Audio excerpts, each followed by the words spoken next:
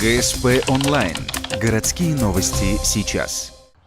Вторник, 10:30. Поле спорткомплекса «Нефтяник». Соревнования по футболу между детскими спортивными лагерями.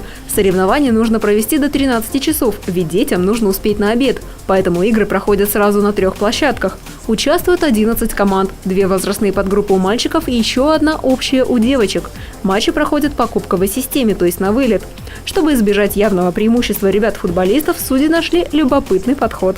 Если футболисты, они принимают участие в возрастной группе, то они младше. Вот здесь вот сейчас мы смотрим пример. Здесь 2003 год, играет против ребят, есть и у боксеров и 99-й, и 2000-й. Лучшими признаны 2 команды боксеров, 3 сборные спортшколы и ринг. Среди девочек первое место у младших футболистов, второе у волейболисток, а замыкают тройку лидеров легкоатлеты. Награждение пройдет по итогам всех соревнований в конце месяца на закрытии спортивных площадок.